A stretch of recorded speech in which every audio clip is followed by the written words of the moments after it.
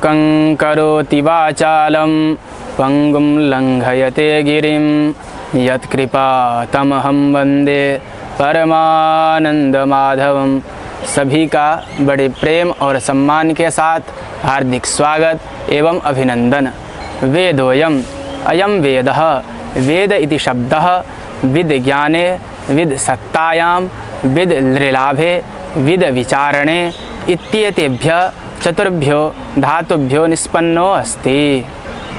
With घञ वेदः विष्णुः, यथा वेदो वेदविदव्यंगो वेदांगो वेदवित् कविः इति विष्णु सहस्रनाम स्तोत्रम वृत्तम इति मेदिनी।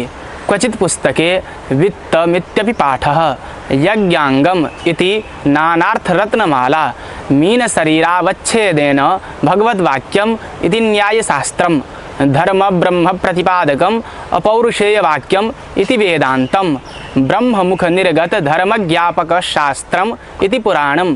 तात्पर्यायः विद अच घञ वा वेदोयम ब्राह्मणा विदुः वेदेनैव यद् वेदितव्यं तद् ज्ञायते। चूँकि वेदवाणी अनादि नित्य पवित्र और समस्त दोषों से पंक कलंक आदि से सर्वथा रहित है, अतः केवल वेद के माध्यम से ही निश्चय किया जा सकता है कि मैं कौन हूँ और वास्तव में मेरा कौन है। इसलिए हमें वेद का आश्रय लेना आवश्यक है। परंतु प्रश्न उठता है, हम वेद का आश्रय ले कैसे? क्यों? क्योंकि श्रीमद्भागवतेपि प्रतिपादितः परोक्षवादो वेदोयम। वेदों के शब्दों का एक बाह्य अर्थ होता है, उनका गूढ़ अर्थ कहीं अधिक गहन और गूढ़ होता है। वेदों को ईश्वर स्वरूप माना गया है, क्योंकि जिस प्रकार ईश्वर बुद्धि की सीमा से परे हैं, उसी प्रकार वेद भी साधारण बुद्धि से परे हैं। यदि वेद साधारण बुद्धि से परे हैं तो हम उन्हें कैसे जान सकते हैं?